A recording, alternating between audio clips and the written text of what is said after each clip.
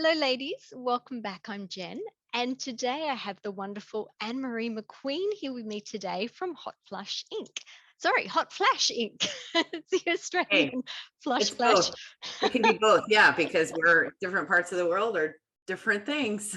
Welcome, Anne-Marie. Thank you. Nice to see you. And you too. So we recently met on the Menopause Shift Summit, which you were Thank you. co-host at. And oh my God, what an amazing job that you and Andrea did putting that all together. Hats off to you. I'm glad it wasn't me. Wow, that was something where you're like, sure, I'll do it. And then, whoa, that was something else, putting that together. It was really life-changing doing that. Well, I'm really grateful that you did it because it meant that I got to meet you. I know it's one of the great things that's come out of it. And even though I'm still incredibly tired from doing it, I'm just reaping all the benefits from all these relationships. It's really cool. Well, you're not the only one reaping the benefits because I was sitting down going, an award-winning journalist with 25 years of health experience. I wonder how I can use this to my benefit and get you to come on the podcast and talk about research. Mm. So I put the suggestion out there that we pick a topic and we each go and find some research and bring it back together where we can have a discussion about what's going on. And you chose dementia. Why did you pick dementia? Well, it just seems like everyone's getting dementia. It seems like it's all you hear about. One of the things in my journalism career, and I guess in my life, is that I just connect the dots. It's sort of an exhausting thing, but I'm just connecting the dots. And if you're connecting the dots on dementia, all of the things that are creating all the other diseases seem to lead to dementia. And I'm seeing studies regularly of the links to dementia. Every single study mentions movement and exercise. I think that has to have something to do with it. My own aunt has dementia and has had a particular lifestyle that is almost like typical of sort of some of the risk factors for dementia.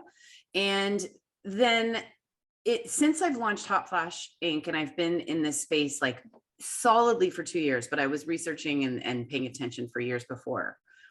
It just seems more and more and more that the singular focus has become estrogen. And of course, women have the rates of dementia are higher among women. I think it's like 2/3 of dementia cases roughly in the world are women and the rest are men. So I know that it's an easy answer. It's an easy like, okay, we have estrogen protects the brain, estrogen declines. That must be why we have dementia. We must take hormone replacement therapy, menopause hormone therapy, whatever you want to call it. Ladies, we must do this. We have to protect our brains. And there's just a number of things that bother me about that. There's just a whole host of things that bother me about it. And I have nothing against menopause hormone therapy at all. So my favorite neurologist is Dr. Dale Bredesen and his Yes. fabulous work, The End of Alzheimer's. And I love the way he describes cognitive decline and dementias as being a house with a leaking roof, with having 36 holes in the roof. Mhm. When you just go after one thing, if you're just going after estrogen, you're only patching one hole in that roof. I'm sorry, if you've got 35 holes in your roof, you're still leaking. You need to take a multifactorial approach and have a look at so many different angles, not just hitch your ride on one belief on one thing and hope for the best. So I was really excited when you brought up this topic today because I'm like, yes, there's so many other factors we can consider and we can Mm. look at, and not all factors are going to be relevant to everyone, but I think it's good that you can at least consider it and say, yes, that's me, or no, that's not. And it's also empowering. It's like it's empowering to know that there are other things that you can do and you can take control of your health to prevent or to delay cognitive issues.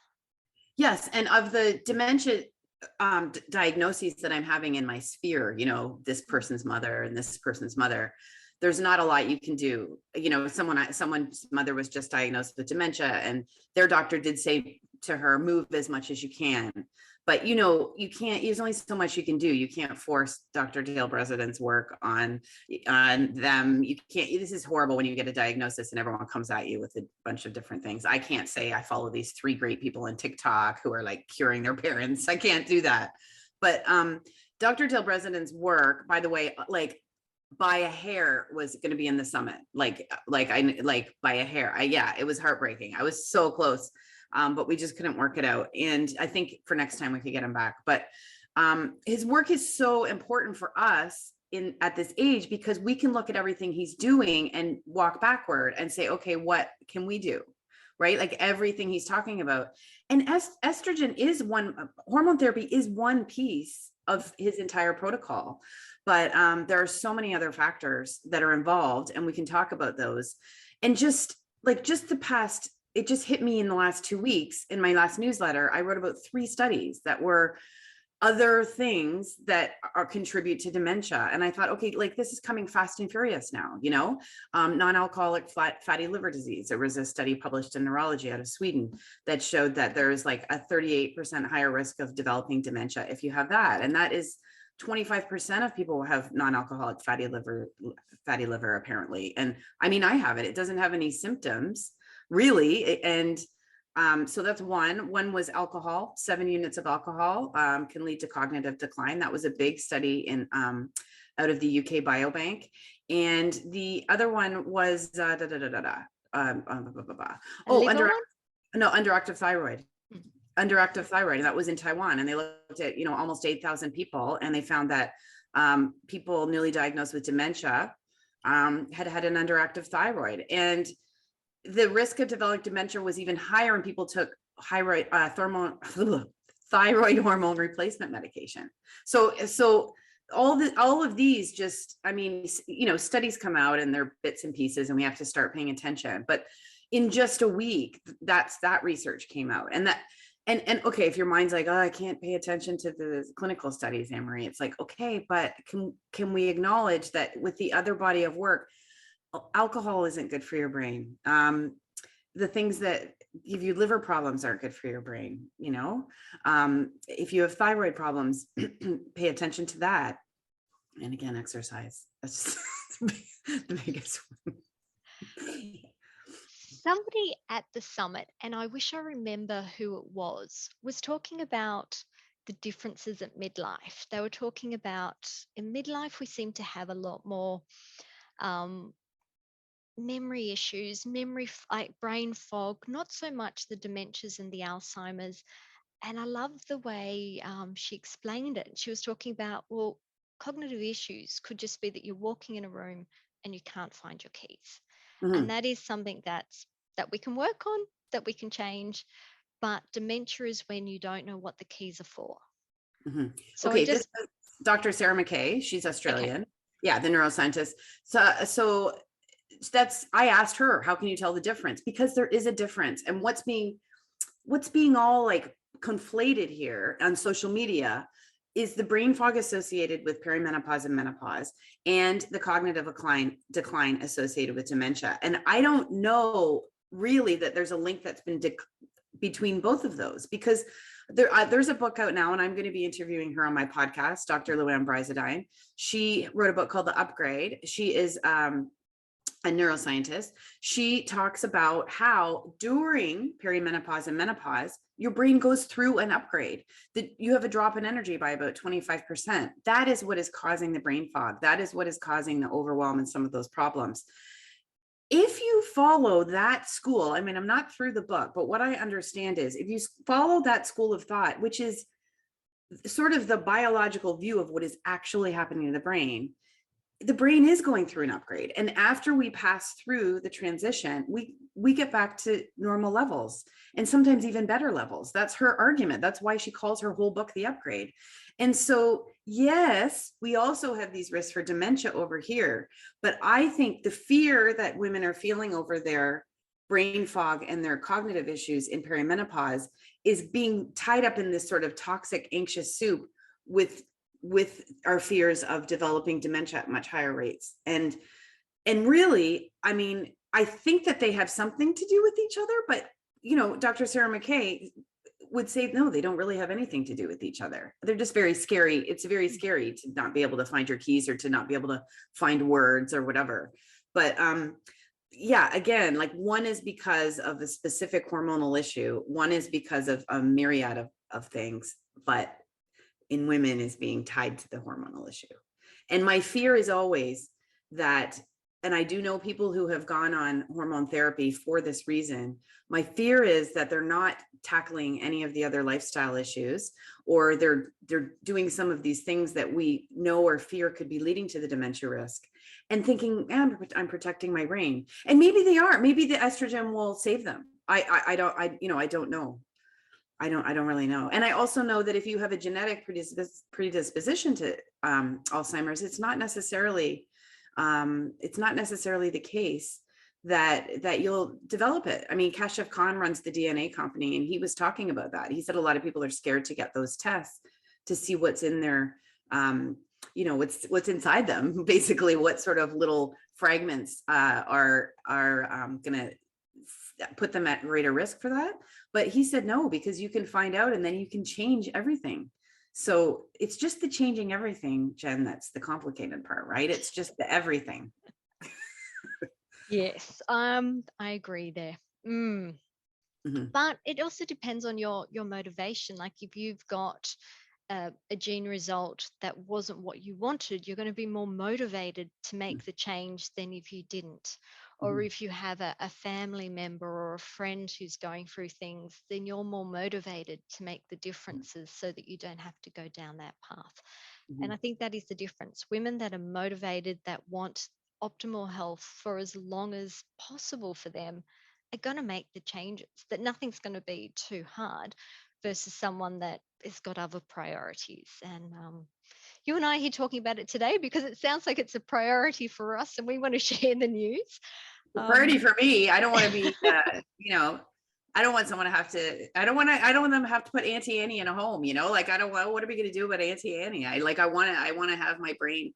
There's also in the States, Maria Shriver is a prominent journalist. She was married to Arnold Schwarzenegger. She's a Kennedy. And are you familiar with her?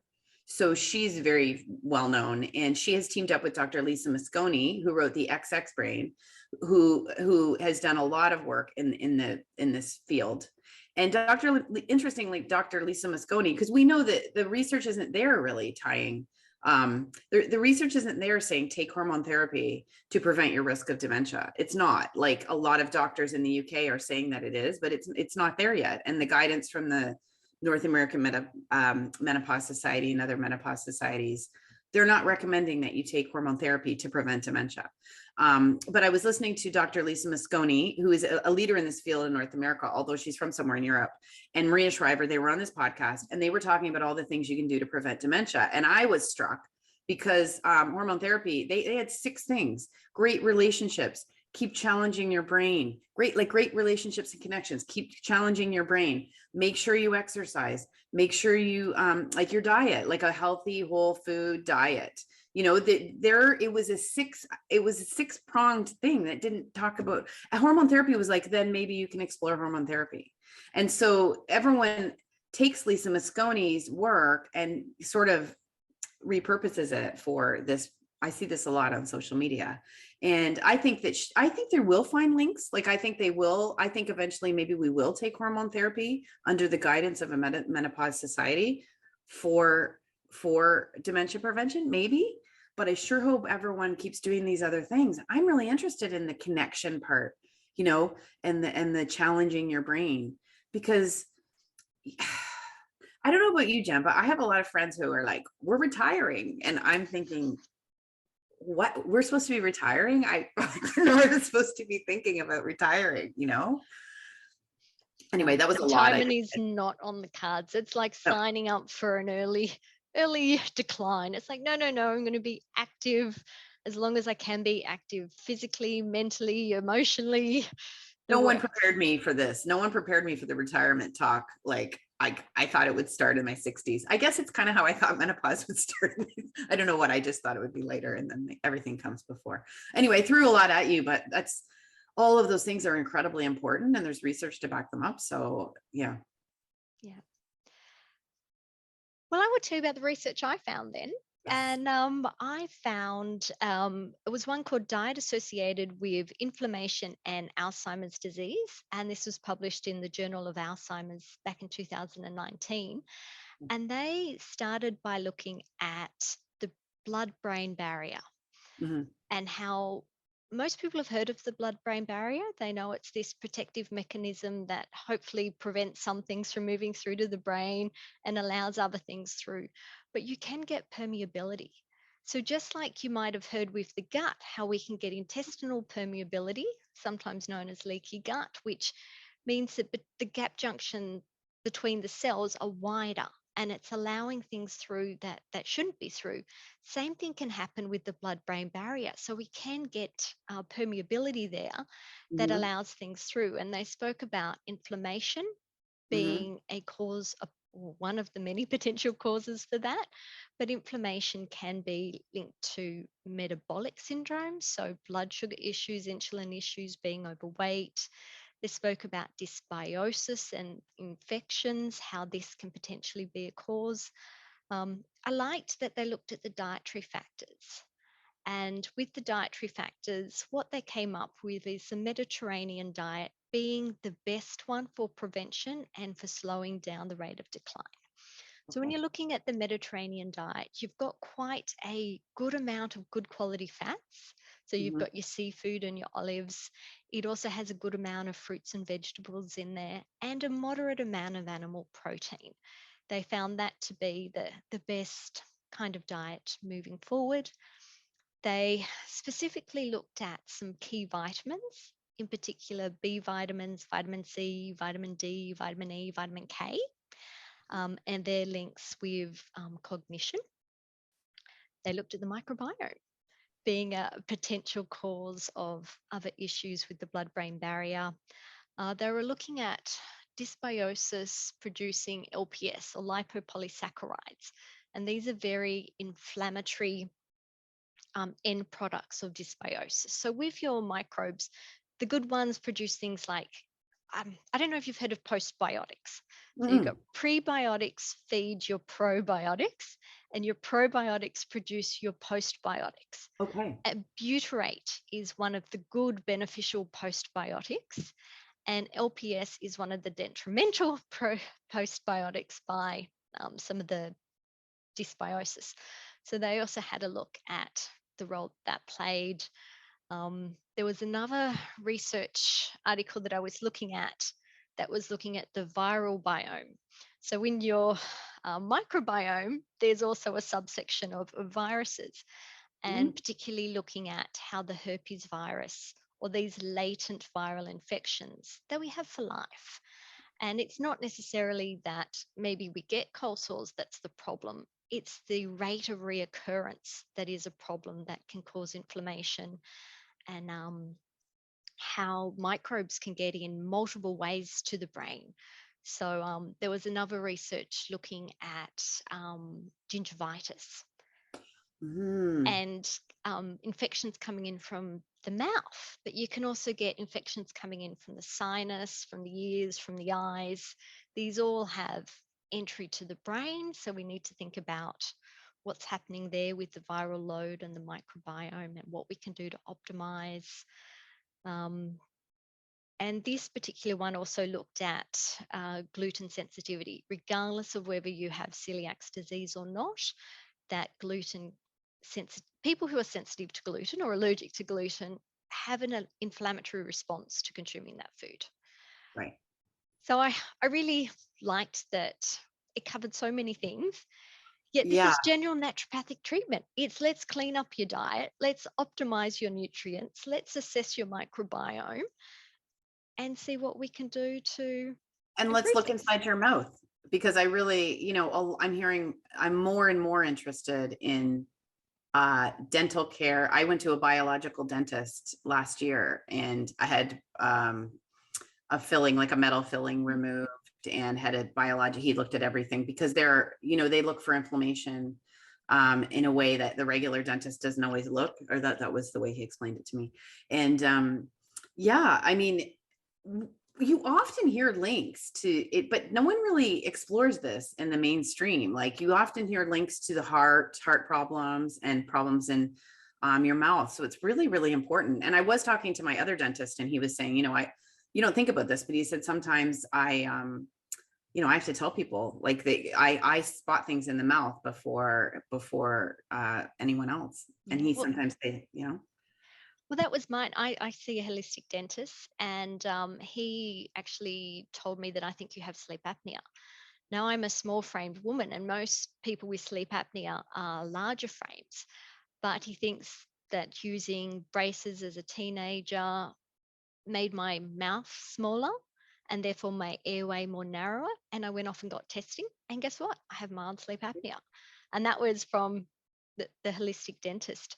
But one of my other articles that I picked up was clinical and bacterial markers of periodontitis and their association with the incident of all cause Alzheimer's disease, which was published in 2020 in the Journal of Alzheimer's. So there is definitely a link. You really need to look after your mouth. And if you've never seen a holistic dentist, do it.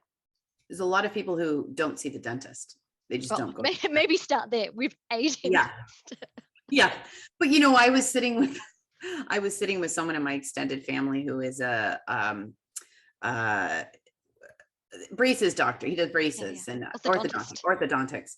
And he brought it up, this biological dentistry and what a scam. It's just like those anti-vaxxers. And I was like, it was at Christmas. And I had just been to see this biologic. I thought, okay, I'm just going to be quiet here because I mean, come on. It just shows sort of, there's that funny, this is a man who spent his entire life in orthodontics and does not want to hear about biological dentistry. But when you start diving into what their philosophy is and how each tooth is connected to different organs in the body, I mean, the more I learn, the more I just love our beautiful, beautiful bodies. And it's so interesting, Jen, because we talk a lot about disease and it's very easy to get sort of worried and think that we're in big trouble with our toxic soup that we live in. But I also do like to think about how our bodies are really beautiful and they're always trying to get back into balance. And if we just sort of like support them, that's what the kind of work you do. That's the work you do, is you help people get back into balance.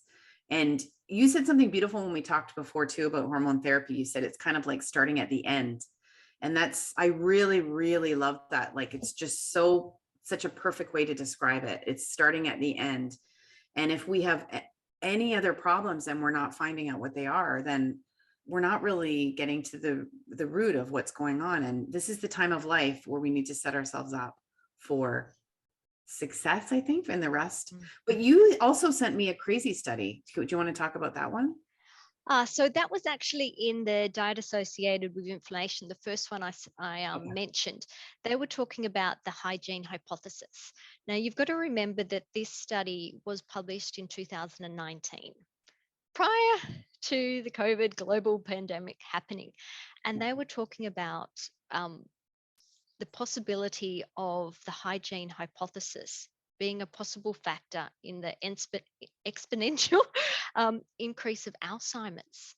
And that really worries me because of the 2-3 years that we've had since then, with the amount of hand sanitizing and washing and Mhm. avoiding other people and just trying to be as sterile as possible.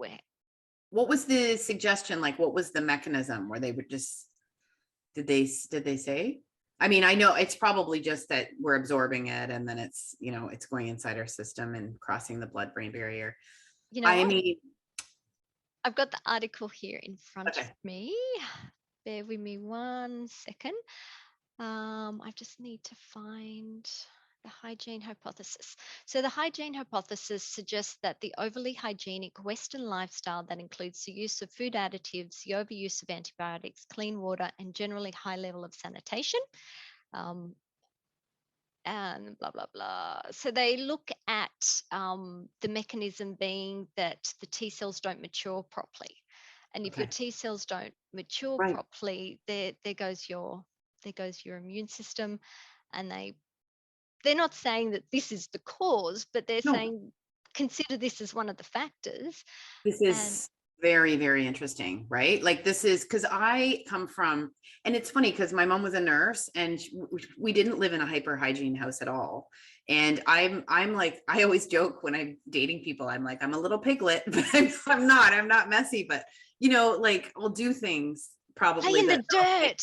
Like I yeah, love or I'll get, yeah, play in the dirt. I don't know. Like well, all I've read is like, we need these things to have, so our body, so our T cells can mature properly. And if you can't put yourself in it, be the person in the bubble.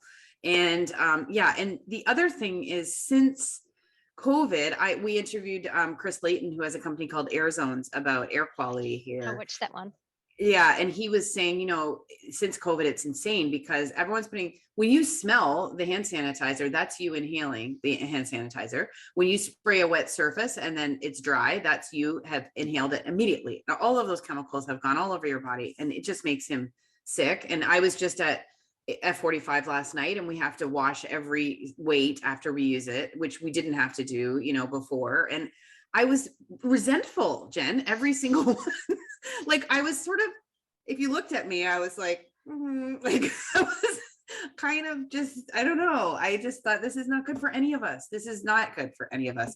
Me touching the weight after someone touching it exposes me to other people, like all, and I know this is controversial when people talk about COVID and we have to save lives and keep everyone safe from this virus, but the way I have understood it over the years and all my research is that we need people, we need exposure to different people, we need to get our hands dirty. We need, I've even heard people say if you get organic vegetables, like don't wash them that well, like have some of the dirt on them, like that's extreme. But there's people, I've seen TED Talks from doctors who aren't showering every day on purpose, who work in this field.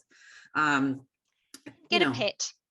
If you Yes, don't have a pet, exactly. get a pet because that will definitely increase your good microbiome. And if you can't have a pet, go to a petting farm or a zoo or somewhere and just touch some animals. Yes. I was laughing. I had surgery and they said, oh, you need to be away from your cat for 14 days before the surgery. And I was like, I do? I don't really understand this. I've never. And then that's when I started looking into pets and how, yeah, pets are another example.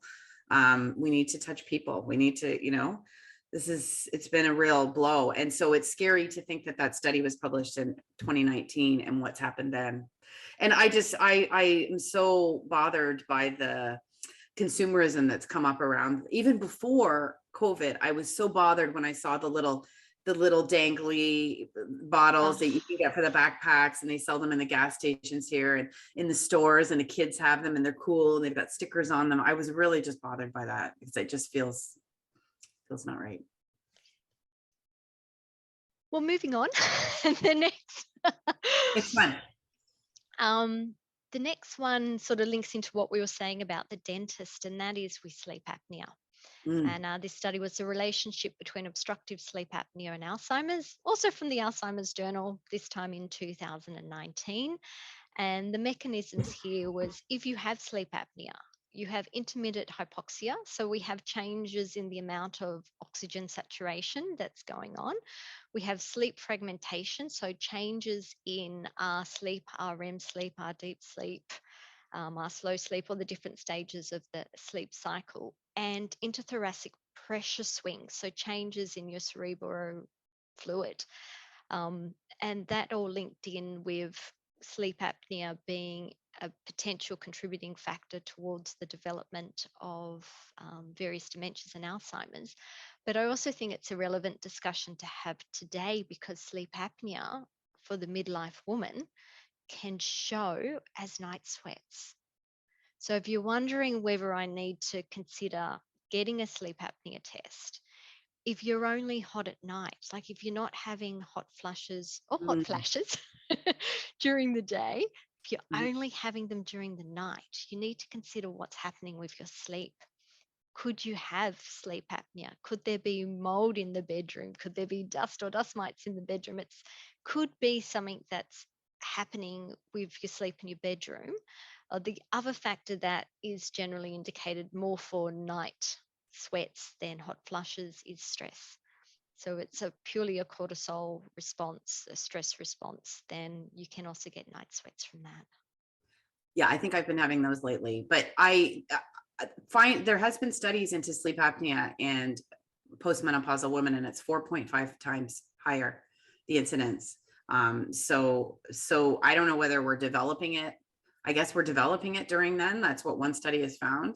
But Well, it also, could be weight gain. A lot of women are gaining weight during their mid years, yeah, and it could be the extra weight yeah. having an impact on sleep apnea. Um, I know for me, I was finding I was breathing through my mouth at night, Mm-hmm. and by training myself to breathe through my nose and to change the way that I'm breathing, so I'm more a nose breather than a mouth breather, that's made a massive difference Did for you me. start taping your mouth closed? I didn't need to. It was more just a conscious decision. But I was going to get the tape, but then COVID hit. I couldn't find it, couldn't get it. So I made it work. But I have no problems with mouth tape as long as there's not full obstruction, or like on nights when you're just stuffed up. Like if you've got a sinus infection, don't mouth tape. You've Yeah, got to make sure yeah. you can actually breathe through your nose before you tape your mouth. There's got to be, I know there's, I don't have them at hand, but I know there's studies between sleep, and there's a body of research between sleep and dementia and poor sleep and low amounts of sleep. And so of course sleep apnea would tie into that. So yeah, a sleep apnea test. Maybe I should get that. Maybe I should get a sleep apnea test. I've been taping my mouth closed because I heard that a couple of years ago, and I don't love taping my mouth closed, but I do notice the difference in my rest, how rested I feel, a profound difference in how rested I feel. So I think it's So worth it. there's two ways you can test these days. You can go to a clinic to sleep there the night of mid tested, but I actually prefer the home kits. That way you're sleeping in your bed, on your Mm, mattress, with your pillow. It's your normal environment. mm, And you can do the test at home and then take the machine back the next day, and then they'll generally give you a report within 10 days. mm. That's a polysomal machine. In Australia, we rent them through a pharmacy. I Okay. know I've had people in the US who've rented one online and got it delivered. So there's different options. You might just have to Google it, but Mm. I think it's good to know, because Yeah. it's something that you can work on, even if for you it's obstructive. It's totally not to do with how you're breathing. It is that you've got polyps. Maybe you can get your polyps removed, and that reduces your risk of dementia. Or Yeah. maybe you do need the CPAC machine. Yeah. But if it means you can think, you have energy, sign me up for the CPAC machine if that's going Yeah. to help. Well, I mean, the study that it was a Japanese study that found that women who have severe joint pain and fatigue be tested for sleep apnea. Well, that makes sense. If you have, obviously you're going to have fatigue, but joint pain, if you're not sleeping, you're not restoring and healing your body. You're not doing the restorative work. If you can just feel it. I entered a period of pretty big stress after the summit, just because I had to turn my mind to all my other work, and I started not sleeping, and it was about 10 days, and things just completely crumble. They just crumble. They don't. You just cannot function when you're not getting good sleep. When you can tell when you wake up and how you feel, and you were sort of not in the deep sleep. All that, all those mood, all of the just menopause symptoms. I started having hot flashes and night sweats, Headaches. headaches. I get my neck, my chest was tight. Like it's just a cascade. And so, and I'm laughing because I just recorded a solo podcast last week about all the things I did to ruin my sleep. I have really good sleep hygiene, and I just stopped doing all of the things. I started working first thing in the morning, looking at my phone, looking at the computer right until, the end, not going for walks in the morning, not getting morning light, not doing, and then I started doing those things again. And about 3-4 days later, I started sleeping again.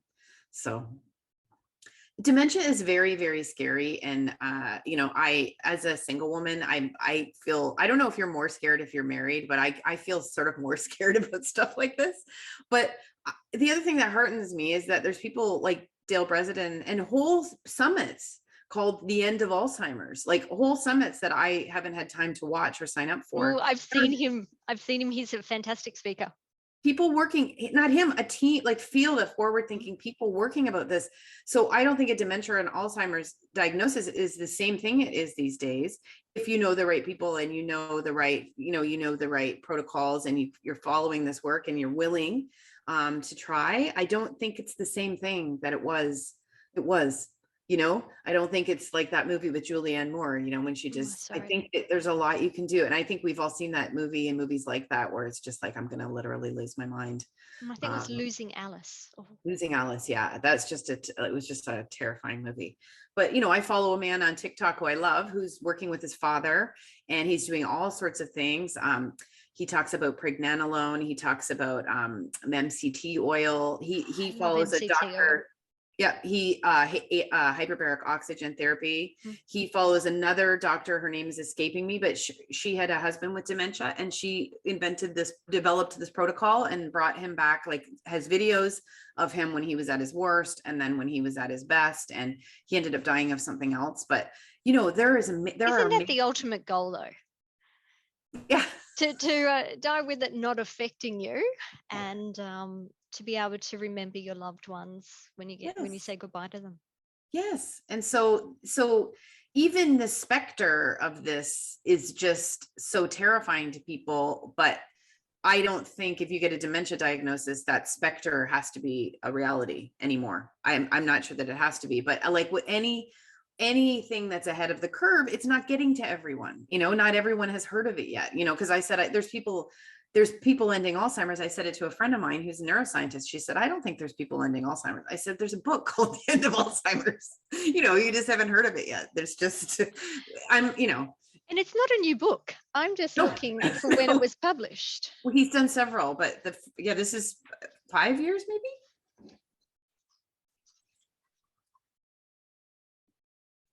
2017.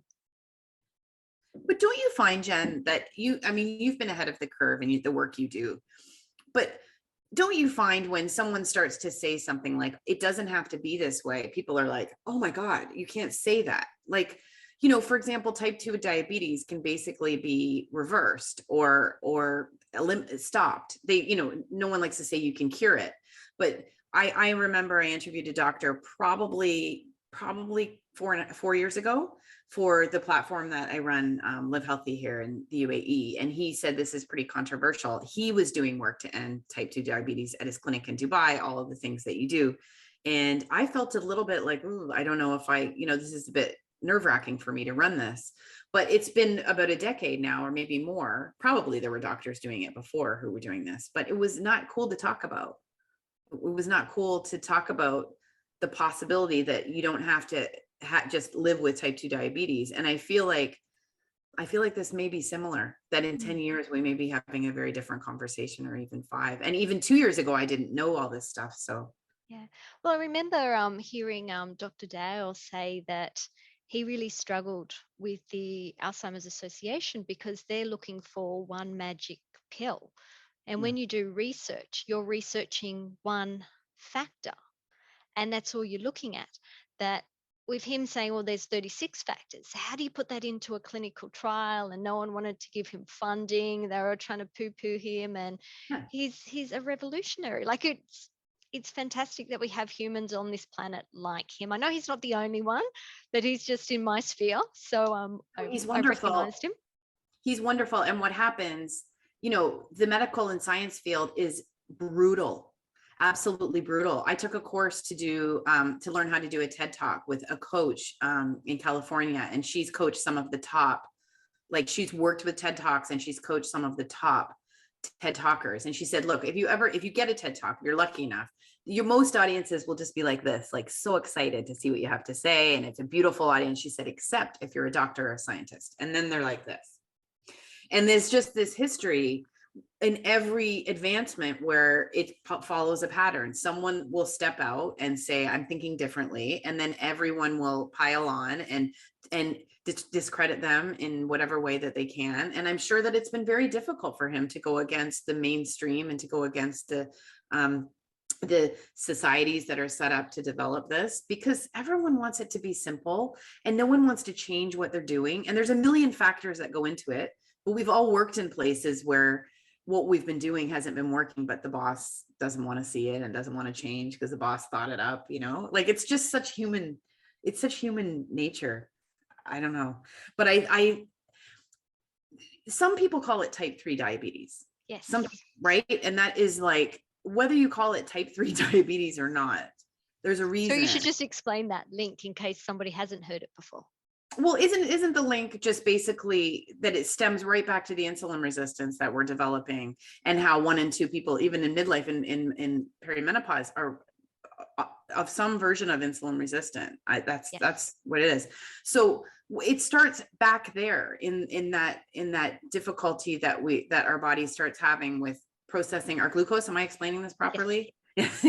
So, and if you don't address that and all the factors that enable that to happen, movement is a huge one. I just talked to a nutritionist yesterday and she said, I don't like to get too worried about the foods that we are eating in this time of life. What I like to do is to focus on the movement. So increase the energy demands so that your body becomes like, yeah, you're not eating processed food and dousing yourself in sugar, but you're moving your body. So your body is having bigger energy demands. So that is how you sort of trigger it to become more efficient and maybe pull yourself out of insulin resistance. But if you don't deal with the insulin resistance, then you become pre-diabetic, and then you become diabetic.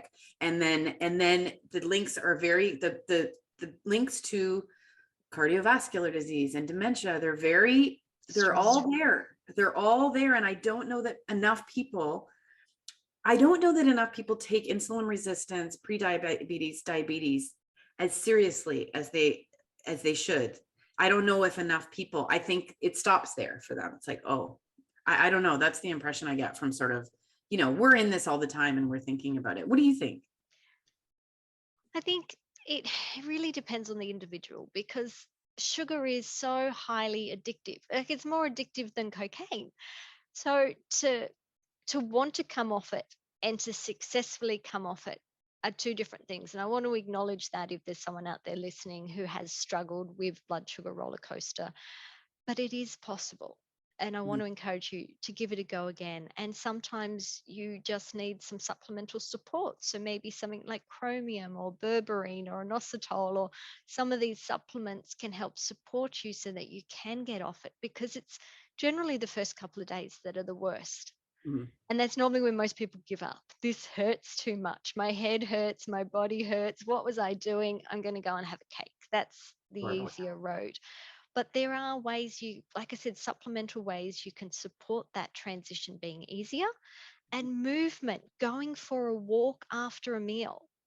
And it can just be like a short 30-minute walk after dinner, which can be a beautiful thing to do, or maybe a walk after lunch can really help to stabilize your blood sugar levels. So there's little things you can do.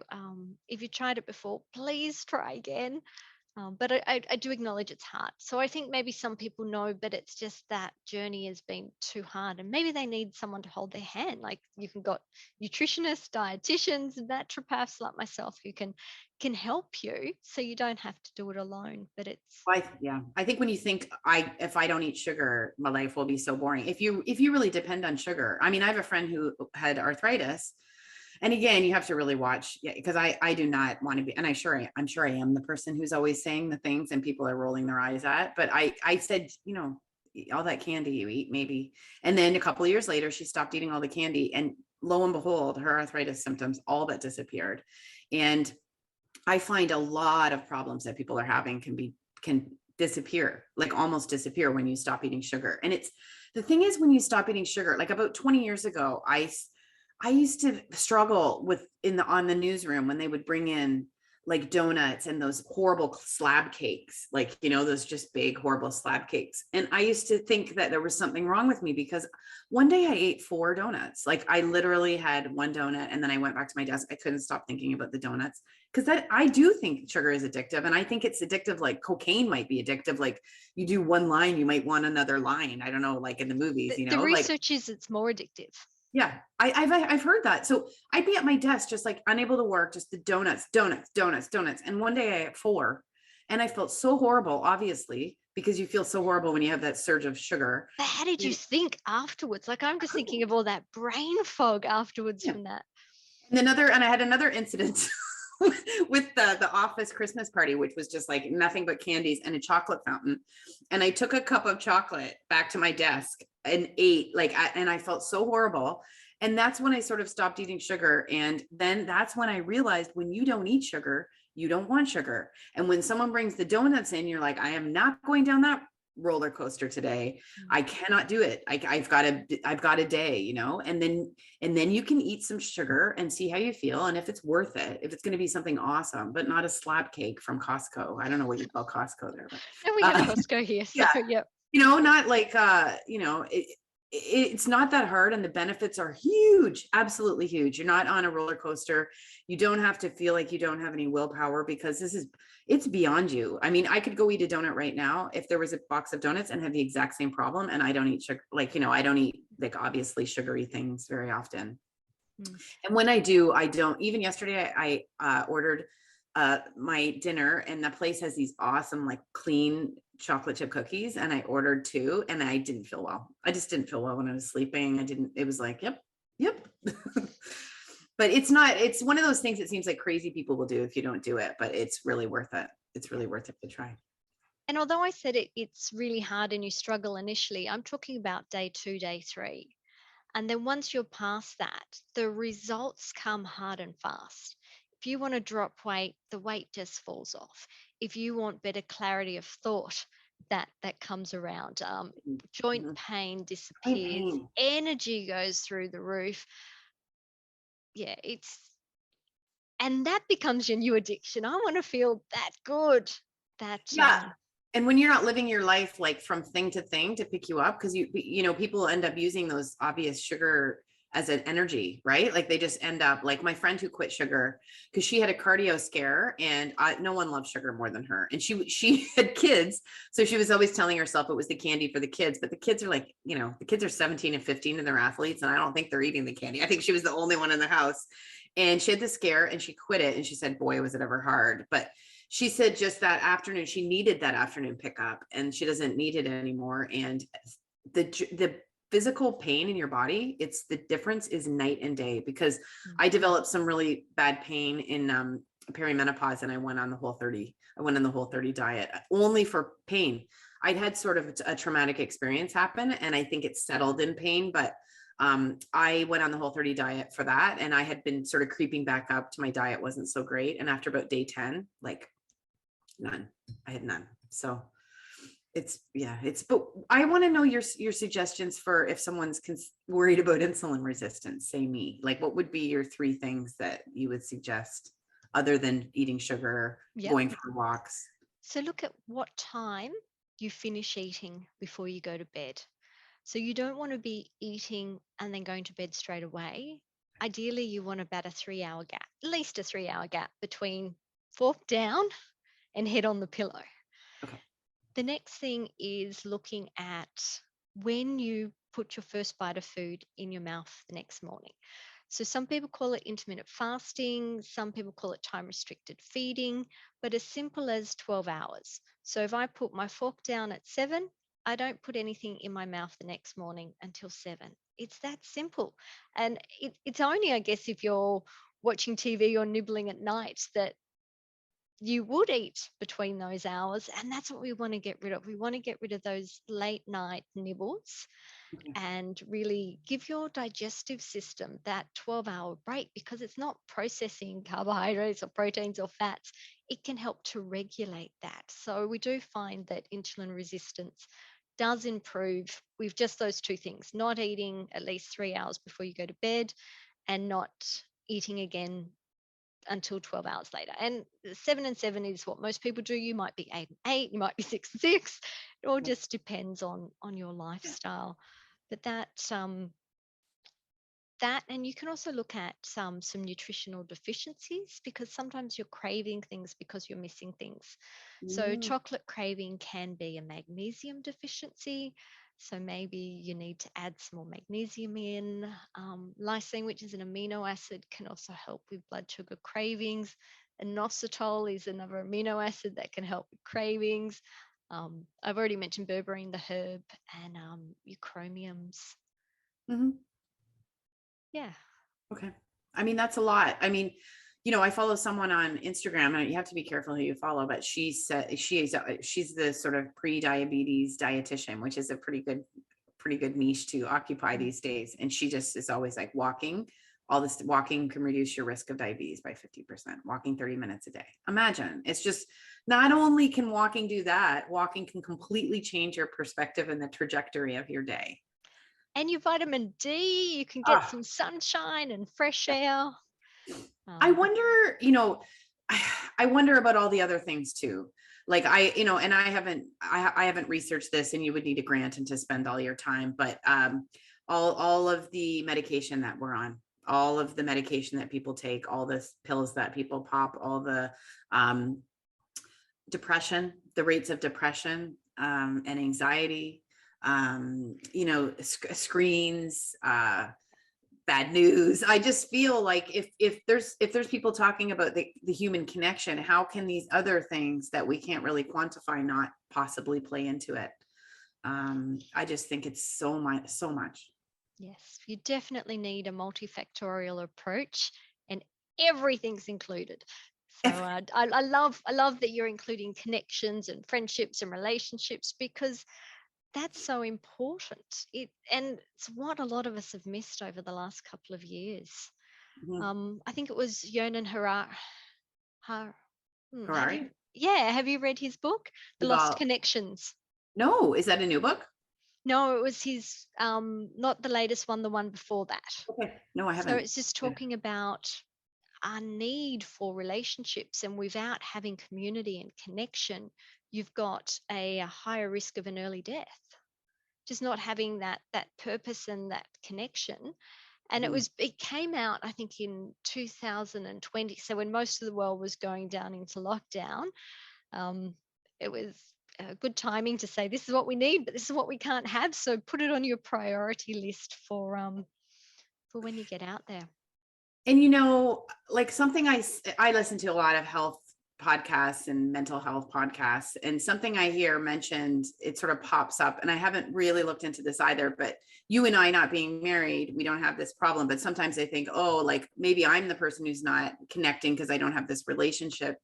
But being in a situation where you are denying your reality, where you're denying, I think we've all been in a situation or a relationship or a job or we're lying to ourselves about what we like, whether we're happy, whether this is what we want. I think this, and whatever the reason is that you're lying to yourself, I think it's difficult to get out of a job or a relationship. So there's always a certain amount of time until you can face the reality.